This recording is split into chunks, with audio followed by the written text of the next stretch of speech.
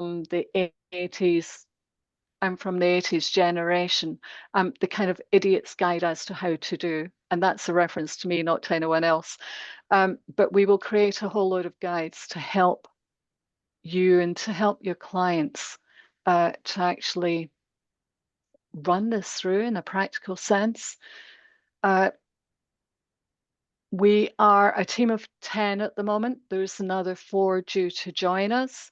We all come as parts of the same jigsaw to make a full puzzle. That puzzle covers every aspect from compliance to governance, all the other aspects in between those, including education, including certified coaching, etc. And the aim is to build out boards irrespective of their stage of maturity.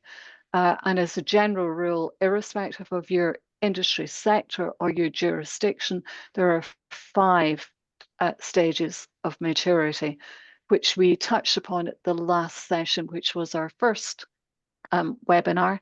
And if you want to see a copy of that, just post in the chat and we'll make sure that gets over to you. So identifying the 5 sectors enables us to build around each of those stages of growth in such a way that it becomes realistic and manageable, and that your clients or your companies can go through this process without getting buried in red tape. We've all seen enough red tape, and for those of us in the UK, the last 24 hours have shown us enough red tape with our latest budget to sink a battleship. For our friends in the US, you've got it all heading your way, I believe, very shortly with your election. So let me share the... Will do, Karen, no problem. Sharing is not turned on. Hang on. Let me just... This is where you discover Kate's inability to run with ability to share. Right, Farouk, I need help, please. I need to bring up the presentation. Thank you. Not an age thing, honestly.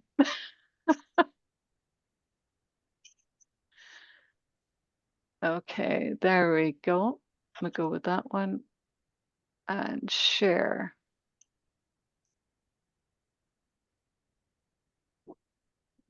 Okay, so you should be able to now see this. It's just the front page. This month, we're talking about evaluating board effectiveness. We are Rutherford Glen Global. That's where you'll find us in the website.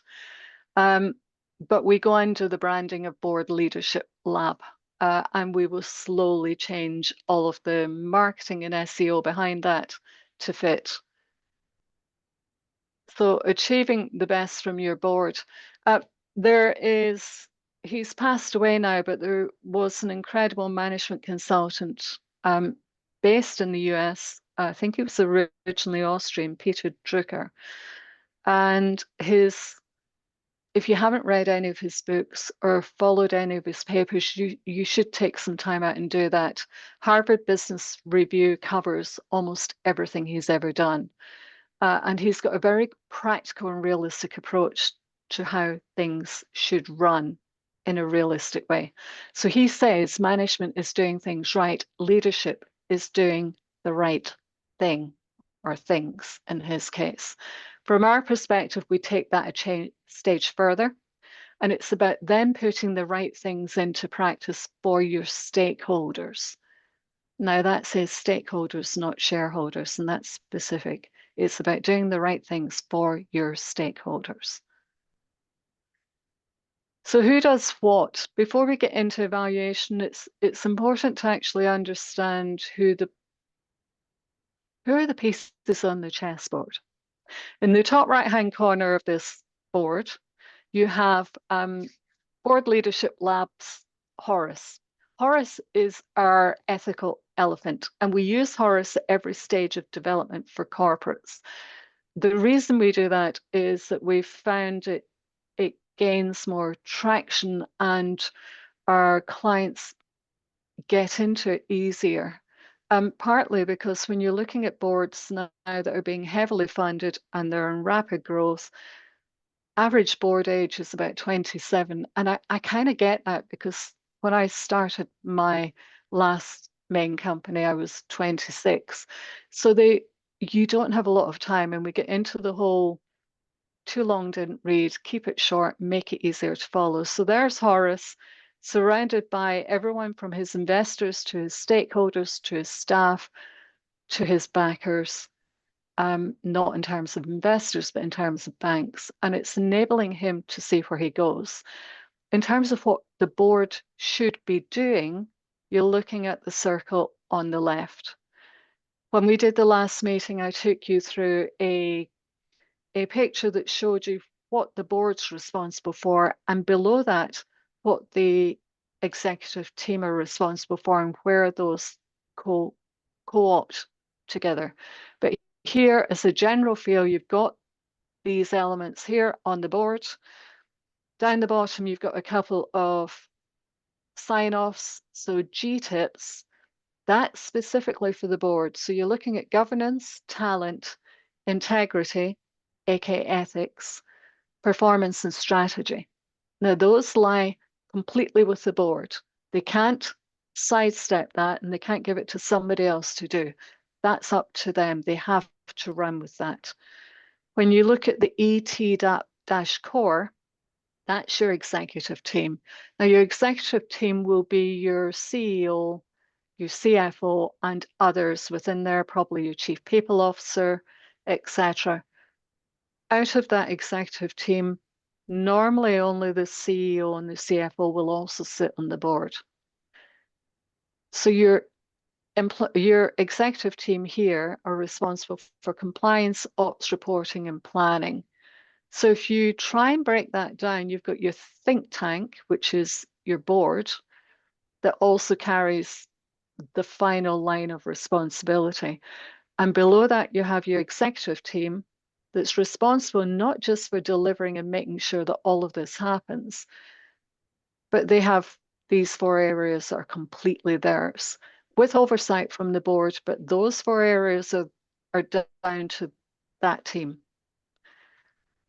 And it's really important that's right and those terms are in place, because if they're not, how can you evaluate your board as you then take this forward if they don't know where they sit?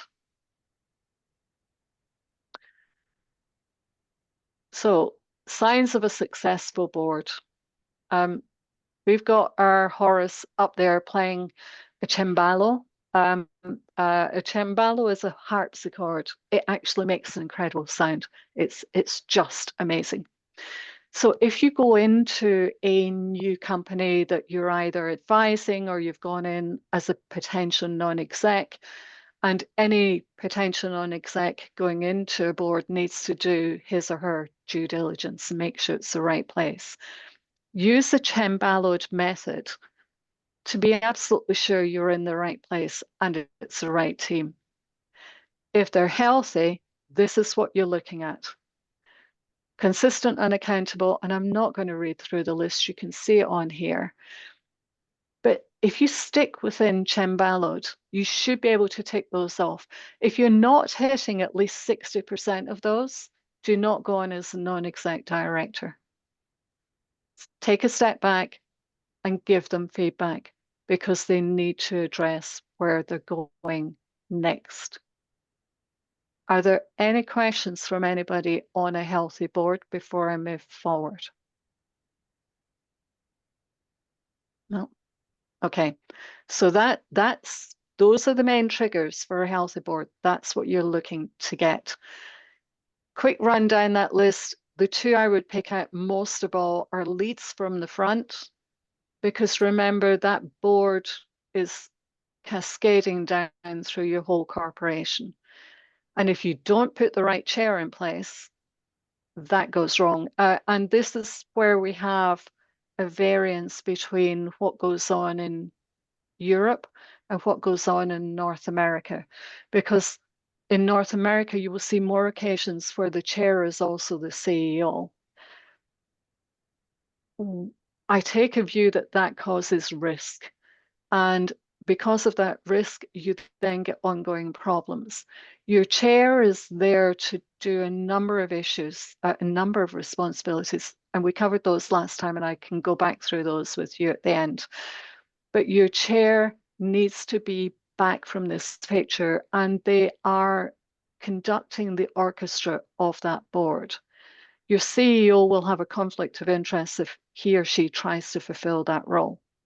So it's important to keep them separate. And your chair is also the individual who is the bridge to your shareholders and to your investors. If you've got a SID on there, so a senior independent director, that's your second bridge to the investors if your chair turns out to be a bit off the wall and isn't communicating properly. But having your CEO do that when that CEO is also running the executive team leads to a conflict. And it makes it really difficult for the CEO because they become like Janice. They don't know which direction they're facing at any one time and who they are reporting to. So terms of reference become very clouded. And the minute your terms of reference become clouded, you're not going to hit your targets. You're not going to achieve the KPIs and you're going to have unhappy investors. Okay, that's a healthy board at a quick glance. Have a look at an unhealthy board. Chips cat. Forgive me. I come from Scotland. We love chips.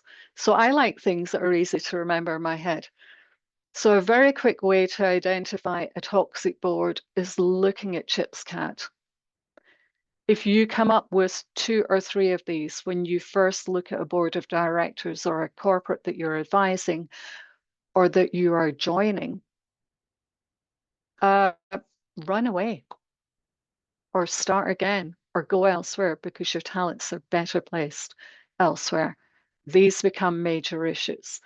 And if you consider cases such as WeWork, um, a number of these applied. And I have worked on clients, including a couple of quoted companies, 2 of which went through a major deal a few years ago, where the biggest issue we had was confidentiality abandoned. If you do not have that clear confidentiality amongst that board, how are you supposed to take this forward in the right direction? Different countries will have very clear rules, often set out in legislation as to directors' duties. But on top of that, you have ethical duties, and that's where ChipsCAD comes in. So let's move on to how do you do an evaluation of a board? Most of this is common sense, frankly, and there's a lot of groundwork to be done to take it through. But it's really important, bearing in mind we talked about the 5 levels of maturity. Fit this with the level of maturity of your organization. There's no point in going into deep detail in all of these if you're on an absolute pre-seed startup, where actually you just need to get everyone in a room and have a very open conversation and clear the air. By the time you move through the other stages, this comes into play. The watch and listen is a common factor that many of us will have come across. And there are a few people on this call who have worked with corporates that have expanded overseas. And Karen, you're one of those. That the one piece of advice we would always give to a board is when you go into another corporate, another country, or when you do an M&A, don't go in and act, go in, watch, and listen. Because you are effectively a bit like an alien arriving on another planet. If you're going to try and make it work, watch, listen, take a step back. So when you go in to look at a board and try and work out whether it can do what it's supposed to do and how best it should do that, and where you may be able to help them tweak if they're almost there to get it right, don't throw everything out. Take a step back.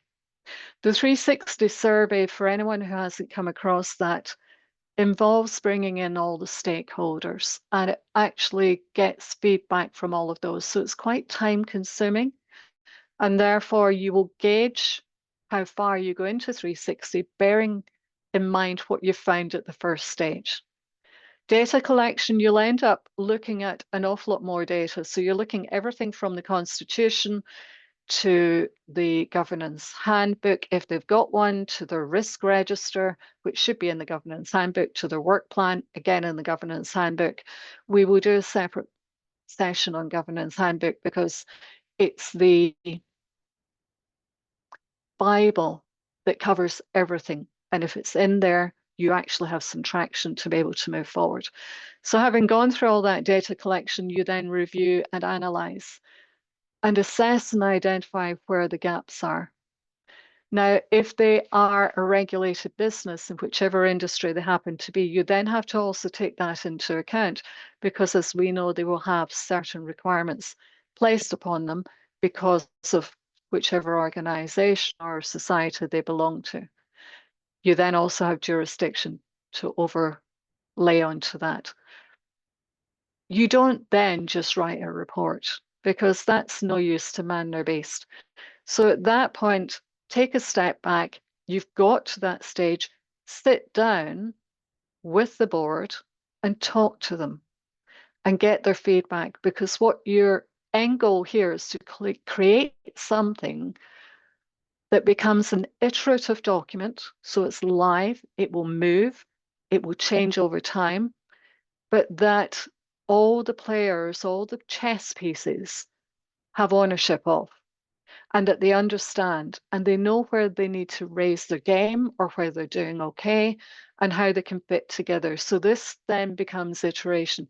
Best practice is that once this exercise has been done the first time, after that, you would do it every year. You would tend to, if you're, bear in mind, we have 5 levels of maturity. Levels 1 to 3, do it every year. You can do you can do it in-house. You don't need to bring somebody else in to do it once you've got that framework. However, every third year, bring somebody in externally to actually make sure you're still on track. And the reason for that is there is a danger that if it's constantly done in-house, assumptions are made. You know, assumptions about, oh, well, Fred wouldn't do that, or Jim behaves this way, or Mary does the following. Having that external input ensures that you have a clear path. Why would you do all of this? Because it will help you when you go out for your fundraising, if you're in the early stages of growth. It'll help you later with your share valuation because if you're getting this right, you're hitting your KPIs and therefore your share price is going in the right direction. Everything is about strategy. This is not fluffy and woolly. All of this is focused on the end goal. And the end goal is that ultimately your board of directors reports to your investors, and your investors have put money on the table and continue to do so on the basis that you're going to deliver what you said you would deliver. So let's have a look at a few examples of specifics that you would want to consider as you're going through. There should be, irrespective of which of these stages of growth you're at, terms of reference for the board, all the directors, any committees that you have, which are likely to come in around about level 3 onwards, the exec team, and any other members. So that could be board observers, etc. Make sure you have clear terms of reference. Again, keep coming back to the chessboard. It's the only way the bishop knows where the bishop can go on the chessboard. Last thing you need is the bishop ending up in the wrong square. My kids constantly beat me at chess. That would be a problem. Then look at your board. If you haven't run a skills gap analysis, it's something that should be done regularly. And I've not come across a board of directors yet that haven't grasped this or really wanted to get on with it. The issue comes when they try and do self-assessment on it because it's not uncommon for all of us, and I'll include me, saying, oh, I can do that, and then realizing perhaps I can't.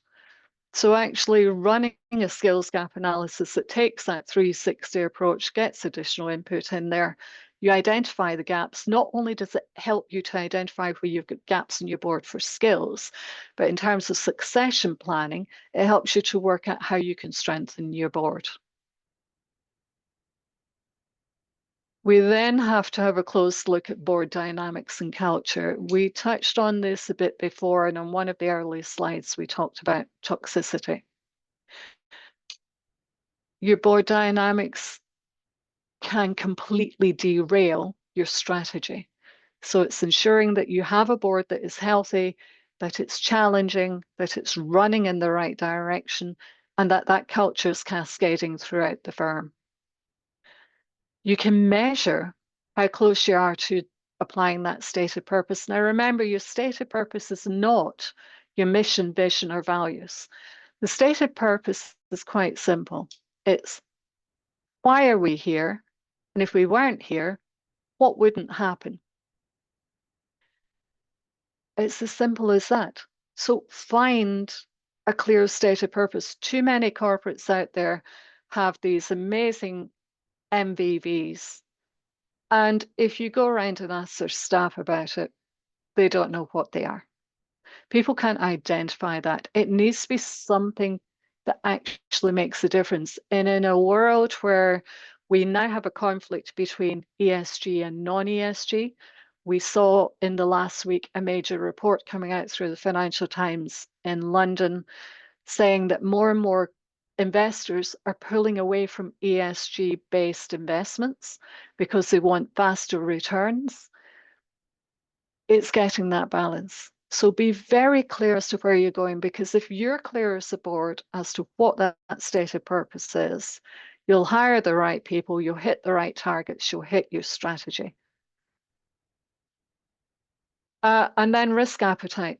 I put up a drawing at the last event, which shows how a business is created and where responsibilities lie.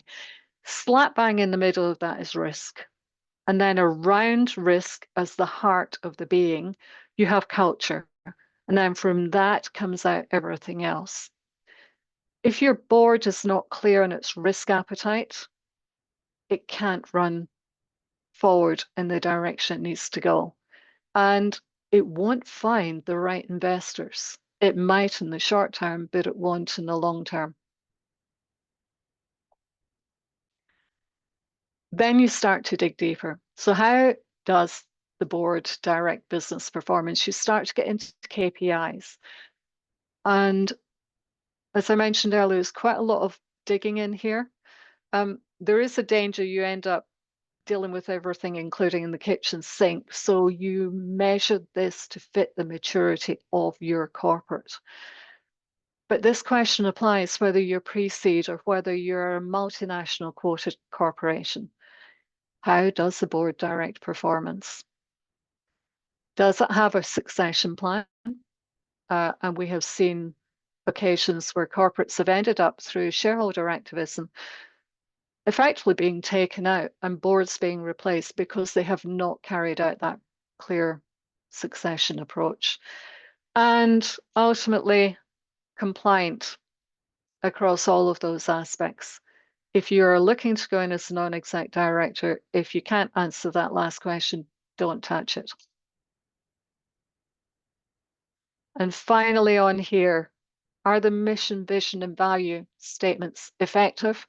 These are not just bits of paper and statements that should be posted out there. And unfortunately, in the majority of cases, that's what happens. They need to be alive. And that's not complicated. And believe me, as a Scot, I don't do fluffy. That's something that can be achieved in a way that everybody can own and deliver. You know, I grew up in a village in Scotland where you either worked in farming or fishing, or you worked in the bakery, which actually provided food globally. And it was a bakery called Tunnock's, and it provided food around the world.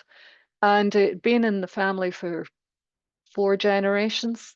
And Mr. Tunnocks would walk round the store and he shared the same statements all the time with the workforce. And if you asked any of that workforce why they were there and what they were there to do, they could all answer it.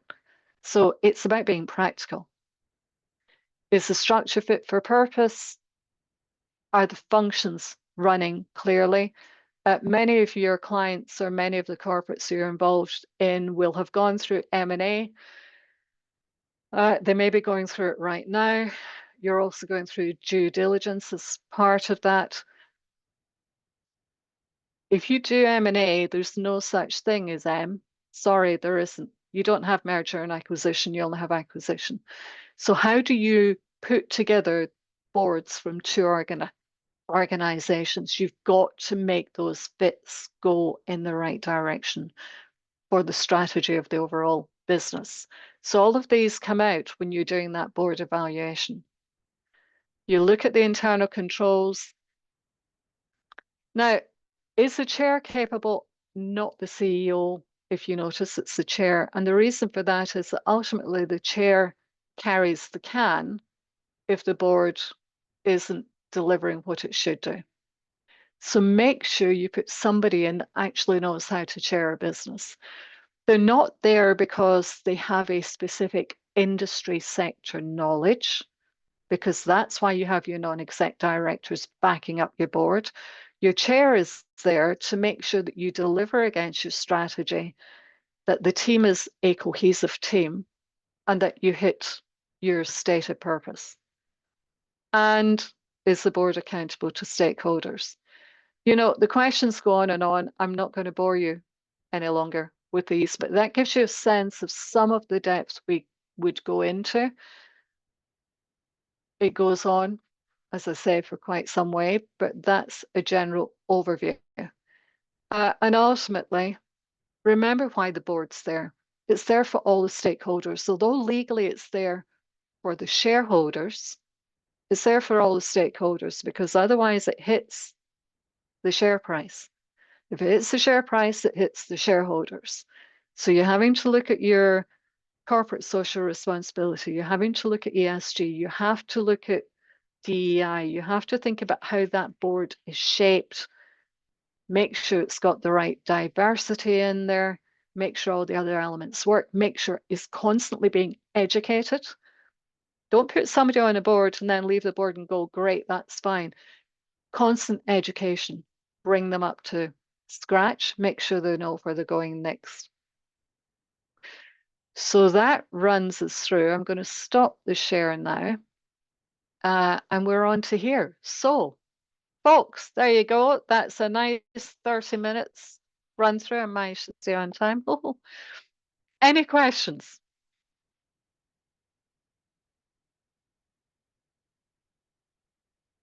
Nope. Okay. I have a question, Kate. Go for it, Paul. To do with the board owning strategy, there's various bits of sort of process or process advice that goes on, and also I wondered what your take would be on that. It's the CEO sort of comes to the board with the strategy and then agrees it with the board. So the CEO's got that dual role of I'm heading the management team and we're going to create the strategy or draft strategy. I'm going to be with the board as a board member and have the reviews and analysis with the board until we agree the strategy, and then I'll take it away and I'll execute on the strategy. So what's your take on the ownership of not the agreement of the strategy, but more the setting of the strategy between the CEO and perhaps some of the management team and the board as a group? Okay, it's slightly broken up, but I think I got most of it. When I answer you, if I've missed something, just let me know and we'll pick it up. In practical sense, the board carries the can on the strategy. So it will define at board level what that strategy should be, but it has to do it in full communication with the exec team.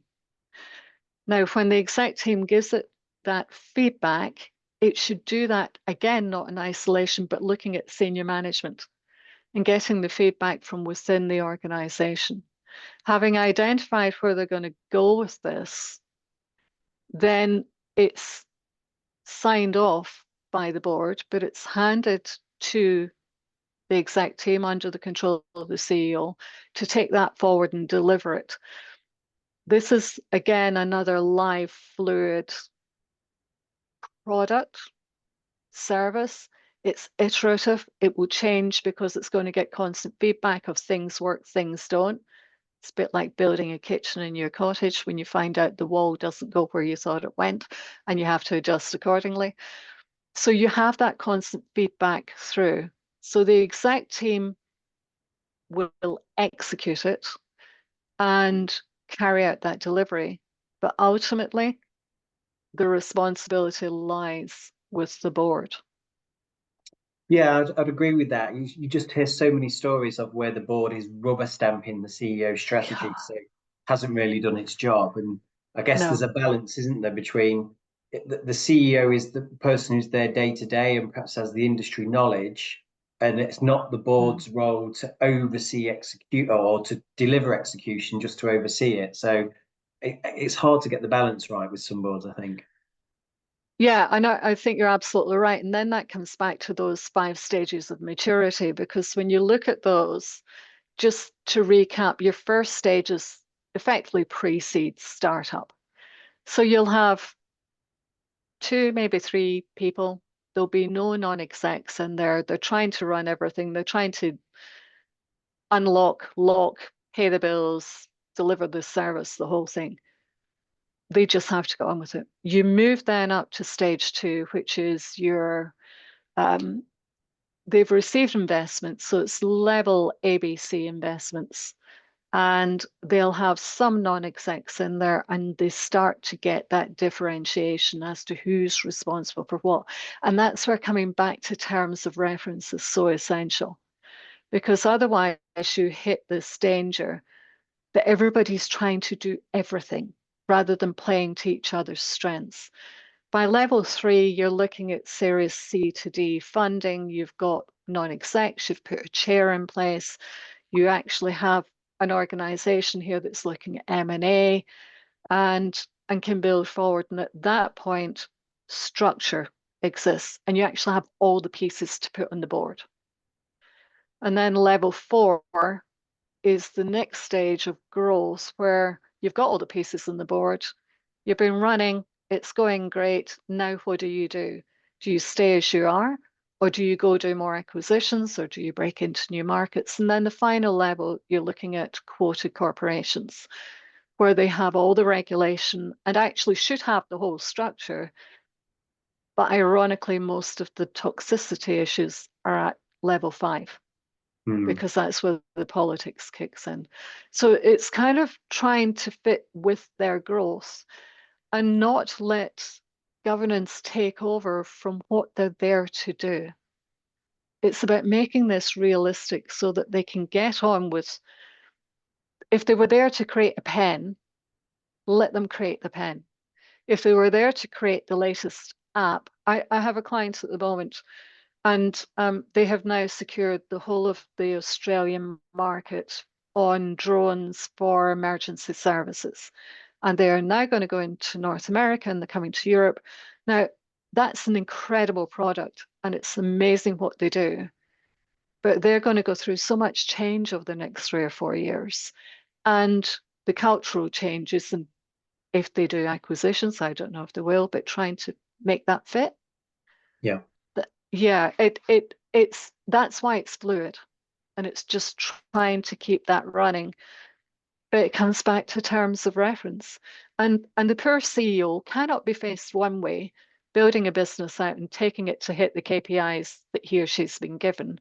And at the same time, try and deal with the shareholders and deal with what's over this side. Yeah. Yeah. That's a good point. Hard call. Thank you. No, no worries. Any other questions, folks? No? Well, look, it's great to see you all, and thank you so much for taking the time out today to come and join us. Um, this is only our second webinar. I'm just amazed everybody turned up, so thank you. I really appreciate it.